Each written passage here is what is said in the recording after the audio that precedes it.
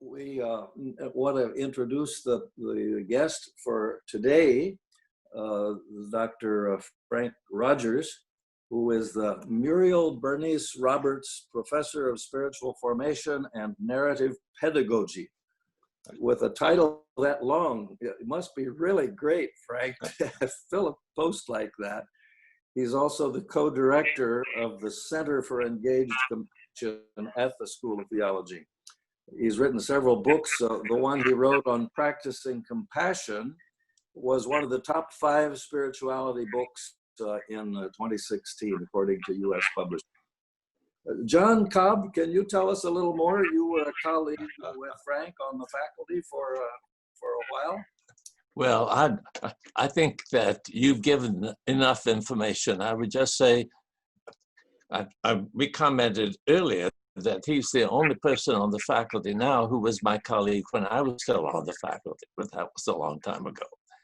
And I knew then that he was a great addition, and his work in teaching compassion has been remarkable and distinctive. There are 4 schools or 4 centers for the teaching of compassion in the United States. The other 3 are Buddhist. I think 2 of them were founded by the Dalai Lama. So we have one Christian institution in the United States that knows how to teach compassion. And Frank Rogers is the key person there. And it seems to me very important if Pomona is going to be a compassionate city, that there be somebody there who's teaching compassion, and we're delighted that he'll be moving there.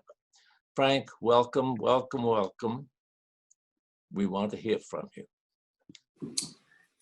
Frank, that's going to be a tough billing to live into compared with John Cobb, the faculty member, and the Dalai Lama, the founder of Centers of Compassion. Yeah, I sit at their feet. I have no illusions. Well, we're glad you're here. Take us away. Yeah, great. Well, thank you for the kind and warm introductions, and it's always so great to be with you, John. Yeah, it's hard to believe it's over 30 years ago that we started. Well, I started, and just as you were beginning "quote unquote" retirement. And, of course, I was only 16 when I started teaching, so I'm not old enough to be here for 30 years. But so I'm thinking this is a bit of a conversation, but I do want to kind of present some material. I think, as I understand the invitation, is to share a little bit about the Center for Engaged Compassion, a little snapshot of the kind of work that we do, and then just maybe a couple of thoughts of some contributions we can make as we move into Pomona, as the Center for Engaged Compassion starts to take an office over there, and then we can talk from there. So the Center for Engaged Compassion, it's just over 10 years old now, and as John said, there are only 4 academic centers in North America that study compassion, and the other 3 are Buddhist rooted at Boston College with John McCransky, C-Care up at Stanford, that was funded by the Dalai Lama, and then also the Center for Contemplative Science and Compassionate Ethics at Emory, that was funded in part by the Dalai Lama's foundation. We are the only center that originally emerged out of Western spiritual sensibilities and traditions. Certainly our roots are in Christian spiritual paths, both the contemplative dimensions and also the socially engaged dimensions. And what we want to do is to create a center that didn't just explore what is compassion, or that it is important. Spiritual traditions across the globe say compassion is at the core of whatever is considered sacred. But the question that we wanted to raise was, how do you actually cultivate compassion? It's one thing to say we ought to be more compassionate, but it's another thing to say, okay, what are the various practices and skills by which we can become accessing more our compassionate sensibilities? So informed by kind of Western spiritual traditions, but then engaging the science, as well as the various compassion-based social engagement kind of processes like restorative justice, like nonviolent communication, like experiments in nonviolence. as well as integrating various psycho-spiritual approaches like internal family systems, we began crafting a rather unique approach to cultivating compassion. And so in these last 10 years, we've been refining and developing it. And now what we do is really have kind of three different facets. One is we offer our own collection of compassion formation opportunities, everything from day-long workshops to 12-week intensive immersion experiences and formation projects, and everything in between. We developed a curriculum that is available that kind of takes people through our own unique approach to compassion. Secondly, we work with organizations, so nonprofits, with activist communities. The last few years, we've been working with congregations, for example, in the Methodist Church, that are polarized around LGBTQIA concerns, not able to talk about issues, and help communities engage and practice compassion-based approaches of talking with each other and integrating compassion more fully into the workings of their communities. And the third piece is, of course, we're an academic institution doing our own research. And so we have graduate students, doctoral students who have done an enormous amount of research on embodying compassion and everything from border issues to working with healthcare workers, working with secondary trauma persons embodying quote unquote compassion fatigue, doing heart math, variability studies on what happens physiologically as we cultivate compassion. And that research is something that we are promoting as well. So those are kind of the activities. We've been connected with CST. CST, of course, is moving to Oregon. I'm going to be staying located here in Southern California, and so we've been looking for a location, and now are in conversations about perhaps locating at Westmont Church and being more connected with Pomona, which opens up some opportunities to bring our work into a conversation with those who are working in Pomona to help Pomona become a more compassionate city. So that's kind of what we do. Let me give a little snapshot of kind of how we understand and approach compassion and some of the distinctive things that we offer. And then I'll give a couple of observations about how we've worked with communities, bringing our work within organizations. So to kind of get a feel for our approach to compassion, is this okay for me just to kind of describe this? I mean, I'm just kind of, once I get started, I just kind of go. So, okay, great. Yes, please take your time. Take your time. Great, thank you. So, so to get a feel for how we approach compassion, let me give kind of an example of as kind of a case study, and then I can show some of the principles and movements of our work in relationship to that particular example. But this was a woman who went through our program, maybe 5 or 6 years ago. Her name was Leah Rosen, and she was a Jewish rabbi. She was also a lesbian woman, and she found herself moving to Central California, a small community there, to take a synagogue, and she moved there with her partner. And this was in the time when marriage equality was a hugely polarizing issue in the California elections. There was a ballot initiative that was going to be at an upcoming election. And so at her synagogue, she created a little LGBTQIA advocacy center to promote awareness and educate persons about gay, lesbian issues. And she was walking out of her synagogue where this was located into the parking lot where she was parked. And when she got to her car, she saw a pamphlet on her windshield, and it was put in place there by this huge stone, big enough to go through a plate glass window. And the pamphlet was advertising an upcoming rally protesting marriage equality in that town. And handwritten in the side, it said, "I dare you to try to stop us." Well, she knew who it was. I mean, when she moved in, across the street, catty corner to her house, is the chairperson of the caucus that is protesting marriage equality. He's a Catholic deacon. When she moved in with her partner, he was out in the front yard with his grandkids, and he huddled them all up when he saw that it was a lesbian couple moving in, huddled them into his house, and then came out and posted on his front yard 12 different placards, all protesting marriage equality. Every time Leah would leave the house, she could see him in the living room, kind of looking out the window, smoldering. And she knew this was the person that was was doing this, but this was his first outright act of intimidation.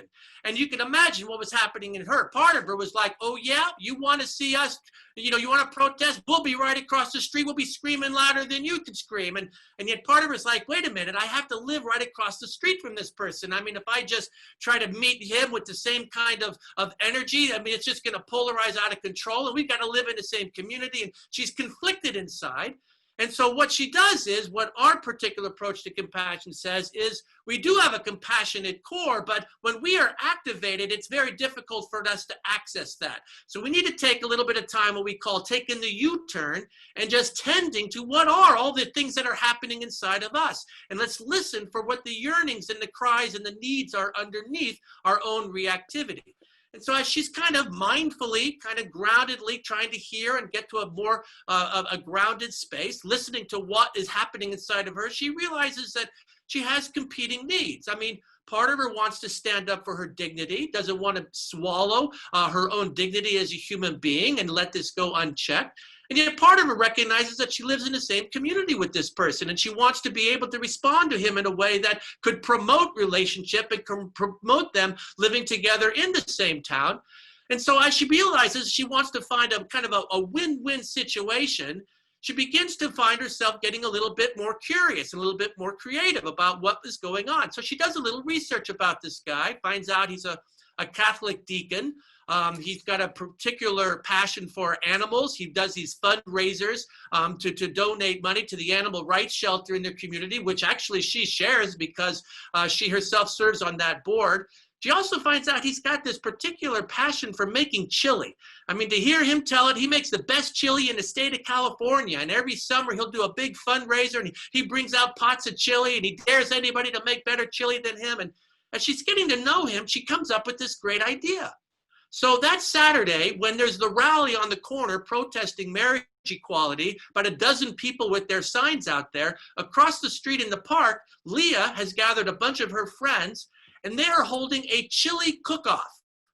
And they're giving all of the proceeds to the animal rights shelter in their community. They've got music, they've got balloons, they got games for the kids. As people are coming up into the town square, that's where all the fun is. They're ignoring the protest altogether, joining in and participating in the chili cook-off until these protesters get the wind taken out of their sails. They start to pack up their things. And Leah walks over to the gentleman, the deacon, and says, excuse me, but I hear you make a pretty mean bowl of chili. And he says, I make the best chili in the state of California. She goes, well, great. Would you be willing to come over and be our honorary judge? You see, we're trying to figure out which is the best chili, and you'd be the expert. And it all goes to a good cause. We're giving it to the animal rights shelter in town. Well, how could he turn her down? Okay, I'll come over. Bring all your friends. There's free chili for everybody. So he goes, he's tasting the chili. He goes, yeah, it's not bad. It's not as good as my chili, though. And she goes, hey, I got an idea. Why don't you and I work together and do this right? Why don't we create a big citywide chili cook-off? You get all of your networks, I get all of my networks. We'll give all the money to the animal rights shelter. It'd be good for the community. It'd be good for the animals. What do you say? And he says, well, okay, I guess we could do that. Well, it becomes a huge success. Everybody comes in. They raise lots of money to the point where she says, hey, let me go to the board. I think you'd be a great board member. Would you like to serve on the board of this animal rights shelter? And so they agree. And so they start working on the same board. And so he says, well, hey, since we're going to the board meetings, why don't we drive together? And so every month they start driving together to these board meetings. And after a while, that turns into stopping for coffee along the way. A solid year goes by. And this man, beside himself, he can't help it, but he's starting to like this person. I mean, her indefatigable kindness, her enthusiasm, her commitment to the animals, her buoyancy. And so they start to becoming friends. And he starts looking forward to these rides together. Another 6 months gone by, 18 months since that original encounter. They have never once mentioned marriage equality or LGBTQIA issues. They've just been working together and becoming friends around their common passions. And finally, after all this time, they're sitting for coffee on the way to a board meeting, and the Catholic deacon says, excuse me, but I hear that you're a lesbian woman. Is that right? And she goes, well, yeah, as a matter of fact, I am. And he's like, well, can you tell me, so like, how does that work exactly? I mean, how do you know you're lesbian? And have you always been a lesbian? And what's it like to be a lesbian? And so she starts to share a little bit about her experience and the struggle and the journey. And then after a while, it dawns on her. She says, have you ever known face to face a gay or lesbian person? And then it comes out 20 years earlier, his younger brother came out as gay. He had lived in San Francisco. He came down with AIDS back when AIDS was a death sentence. He came back to his town. His family ostracized him. His church ostracized him. His big brother ostracized him. And he went back to San Francisco where he died alone. And Leah could just see, as he's telling this, just the little whispers of second guessing and regret and unprocessed grief. And she says, you know, in my tradition, we say Kaddish for those who have passed. And it would be my honor to say Kaddish for your brother. And if you would like, why don't you join me? And so this conservative Catholic deacon and this lesbian Jewish rabbi go into the synagogue and they say Kaddish together for this man who had died alone some 20 years earlier. For me, Leah is just one of these icons of someone who embodies a really radical approach to compassion and is very intentional about cultivating that kind of compassionate posture in her own life. And she embodies some of the principles and practices that we teach at the Center for Engaged Compassion. And just let me kind of name a few of those principles that we've discovered that are in contemplative traditions and are verified by science as well. The first one is that we do all have an essence within us that is already compassionate. We know how to be compassionate. We have a core, it's like a pilot light of the human spirit. In Western Christian traditions, we might call it the imago Dei within us. Buddhists might call it the Buddha nature within us. Psychospiritual traditions might call it the best self within us. But it's this core, this essence of care and connection that when we are grounded, when we are in our best self, we know how to be compassionate. We have generosity. We have care. We have curiosity for people. We have an expansiveness. And that is the place where our most creative, our most grounded, our most transformative ways of being in relationship emerge, when we are in that compassionate essence within us.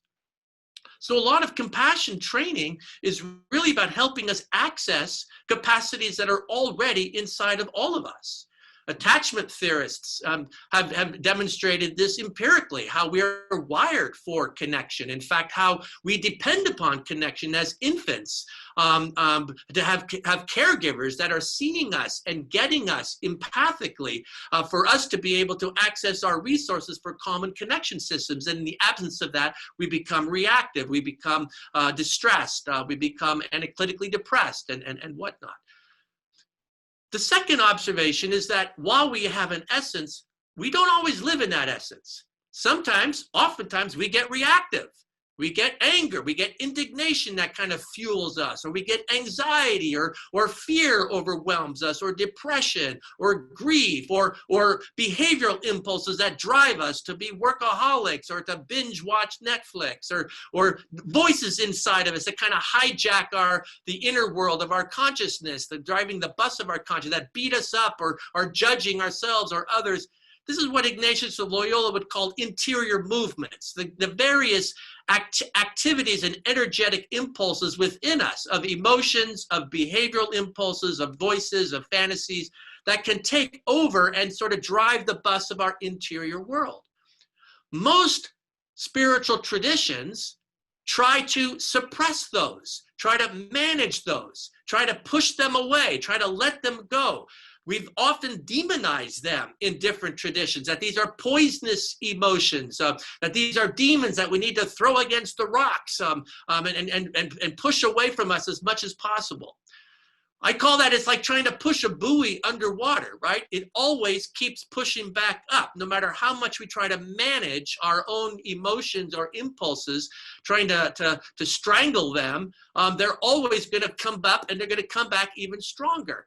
And one of the radical turns that the Center for Engaged Compassion has recognized is that every one of these internal instincts and impulses is actually rooted in some positive intention. They are survival strategies. They are protective strategies. These really extreme and severe ones are rooted in wounds, ancient wounds from childhood that are still bleeding and tender, like bone bruises inside of us. And our protective systems are trying to protect us. Nonviolent communication has recognized this in relation to our emotions. Marshall Rosenberg saying that our emotions are just the tragic cries of unmet needs. We feel things, we have impulses for a reason. Something of survival is at stake for us. Something that our own soul is saying, I need to be able to thrive, or I need to be able to protect myself, or I need to be able to claim my dignity, or I need to be able to escape a threatening situation that has carried past wounds for me. And when we only try to strangle them or manipulate them or suppress them, it's like we are ignoring the deep cry within them that is aching to be heard and to be met. It's kind of like the way we would treat another person. If somebody came to you and said, I'm just really struggling with a lot of anger, we don't say to them, well, you really shouldn't. A good spiritual person wouldn't feel that way. What's wrong with you? Just suppress that and stop it. We would say, no, okay, well, tell me more. What's going on? Why are you feeling that way? And what's at stake for you? And where is that coming from?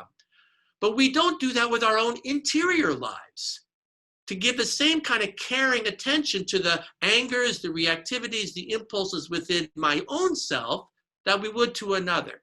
So what the Center for Engaged Compassion recognizes is that sort of the precondition for compassion for another is we need to extend self-compassion. When we are not in our grounded essence, we are hijacked by interior movements and emotions, we take the U-turn. We listen with care and understanding. Okay, why am I feeling the way that I'm feeling? This involves both kind of that mindful awareness of what's happening in my own inner world, that mindfulness and other contemplative practices help us do, create a contemplative awareness of my emotions without being immersed and hijacked by them. But it goes a little further. It's not just having a mindful awareness, what Daniel Goleman might call an emotional intelligence, which we nurture in schools. It goes a step further and says, okay, I'm mindfully aware, but also what is going on underneath them? What is really at stake? What's the deep cry, the deep need? The way Leah does. When Leah begins to listen to what's really at stake, she's able to get in touch with her own deep need to be able to stay true to her own dignity, to not sacrifice that, to remember where the source of that is, but also to act in a way that invites restored relationship, that invites the possibility of living in community. And as she hears the cry of our interior world, those movements relax. That anger, the rage, the fear, they actually begin to dissipate, because it's kind of like people, when they're heard, they don't need to scream so loud. So a lot of what we do at the Center for Engaged Compassion is teach people kind of emotional intelligence of how to be aware of, and listen to the deep cries within our own impulses and reactivities that restores us to a grounded essence of care and expansiveness that already dwells within us, but we've just gotten dislodged from it. When that happens, we are in a very different posture towards the other person now. Leah can now look at this Catholic deacon and see him as more than just this threat that's trying to attack her very dignity. She can see that he's a human being. He's embodying some rather offensive behavior. He has some offensive attitudes, but he's more than that. He has some generosity. He cares for animals. He's got this funny quirk about chili. And she can begin to see him with a greater expansiveness and a greater openness to the humanity within him that she can be able to begin to connect with. And she can also recognize that his emotions, his behaviors, they also are rooted in deep wounds, in deep cries, in deep needs that have been threatened. When she's able to finally hear his story, my goodness, no wonder this person is so rabidly homophobic, right? He cannot for a second let down his guard that it might be even remotely possible that a gay or lesbian couple can be sanctioned. He can't remotely, because if he does, it means that everything he did to his brother was for nothing. Can you imagine the grief, the pain, the regret that would overwhelm him in such a circumstance? To protect him from that, he becomes rabidly homophobic instead. And what that does is it does not condone or legitimate offensive behavior, but it opens up the capacity that one could have some compassionate understanding toward him, as opposed to demonizing him as just a rabid homophobic person.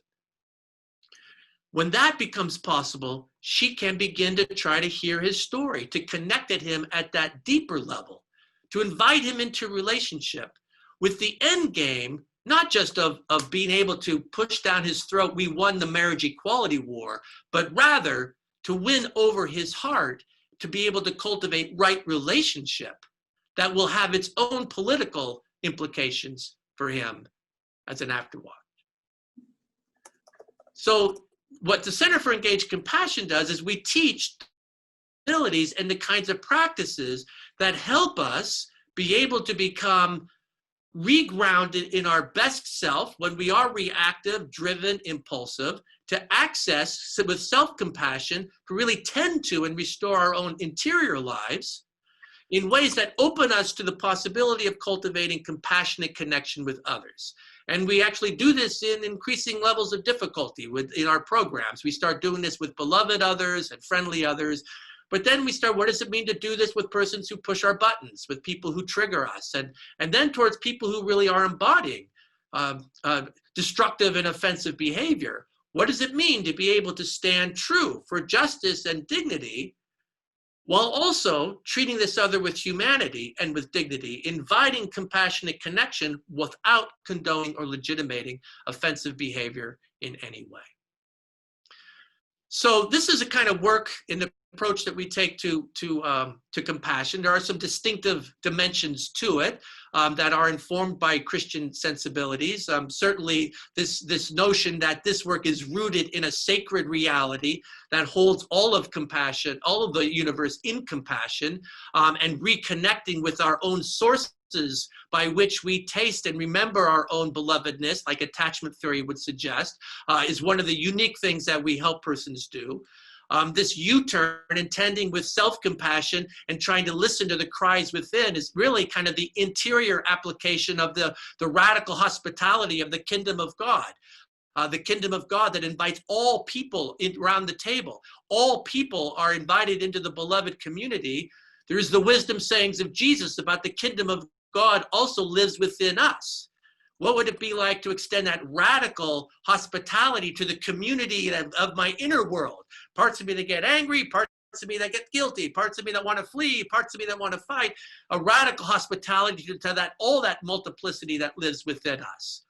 And also, we have a unique emphasis on story and narrative. The linchpin for being able to cultivate compassion, either for ourselves or for another, is not some recognition of our intellect, of our interdependence, for example. It's rather hearing the story, hearing the real experience, whether it's our own or another's. There's a narrative sensibility that's actually at the heart of certainly Christian spiritual traditions, but also in Western, that are narrative based. They are telling the story of redemptive action. And there's something about the narrative itself that opens up the capacities for compassion. So the last thing I'll say, and then I'll stop, is, so what would some of the things I would consider in terms of working with organizations in Pomona? The kind of work that we do with organizations when we are invited in is we help people like activist communities, nonprofits, people who are good people, who are really committed to doing transformative work in the community. we help them do a few things. One is we help them reconnect with sort of the sources of compassion that drove them into that work in the first place.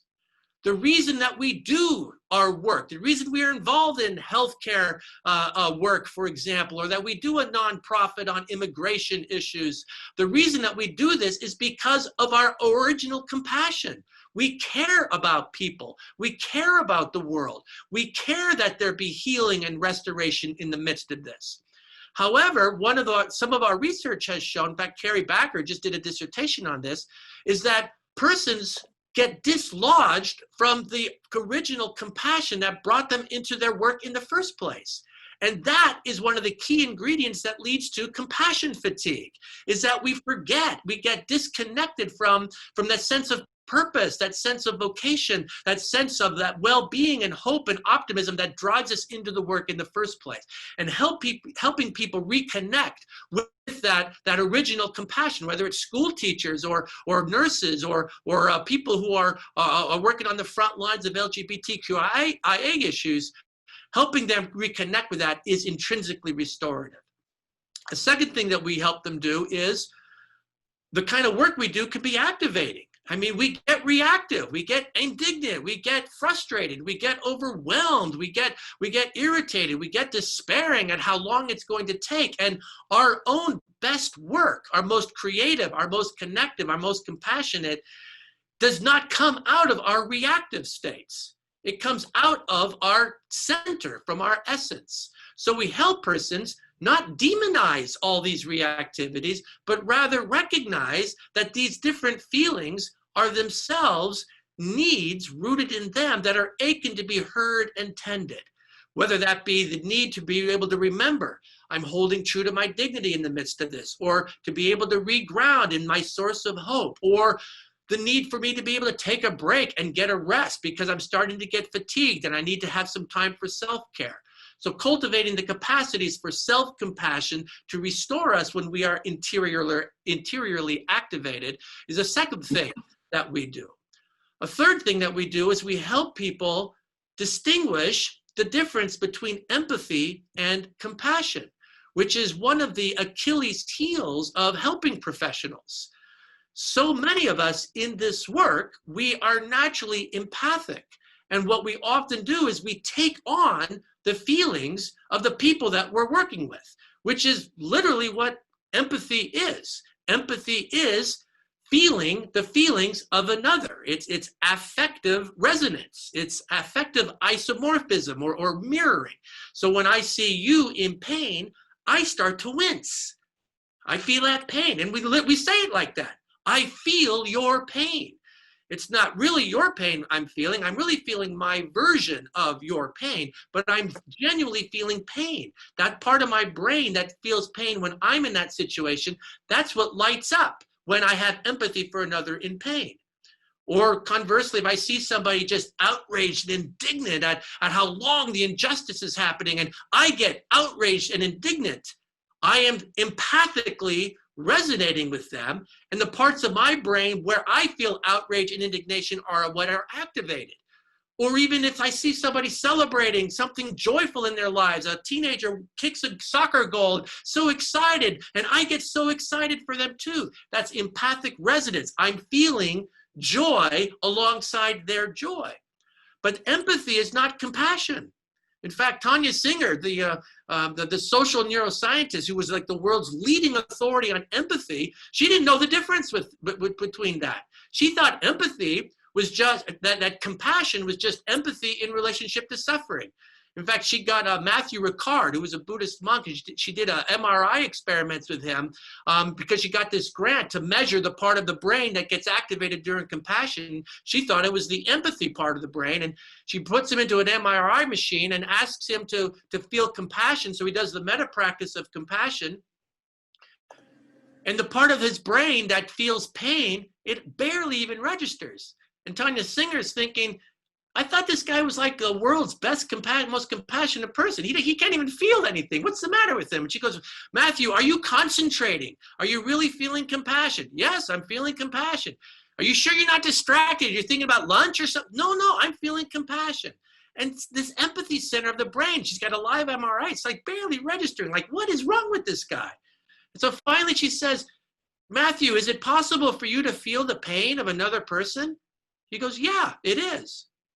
And she goes, well, why don't you do that?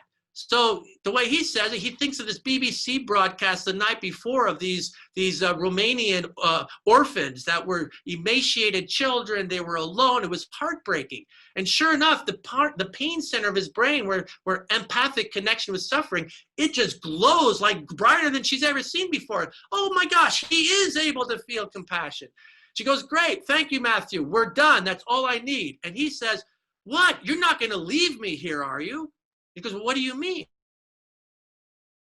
He said, you asked me to feel empathy. You asked me to feel the pain of another. It's horrible. It's destructive. It's distressing. She goes, what do you want to do? She says, what I want to do is I want to feel compassion.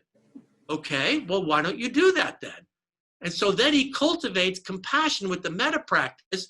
That part of the empathic pain center of its brain, it does reduce. It doesn't disappear. It's a little bit light, just enough for there to be empathic connection.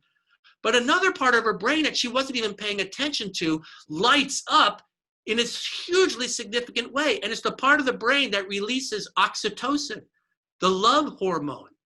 It's the part of our brain that activates those chemicals when we see our beloved and we smile. When a parent sees a child sleeping and our heart just goes out to them. When a woman is giving birth to a child, the highest levels of oxytocin ever recorded. Or when a woman is with the child she's just given birth to. It's the calm and connection systems of our brain that are intrinsically restoring. It's a regenerative energy. Empathy by itself, when we're just taking on the pain of the people we're working with, it is depleting. It is distressing. It is overwhelming. And when that happens, our protective systems start to kick in.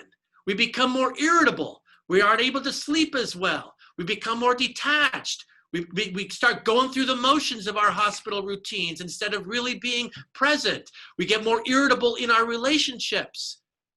This is burnout. This is what is called compassion fatigue. It's really empathy fatigue, not compassion fatigue.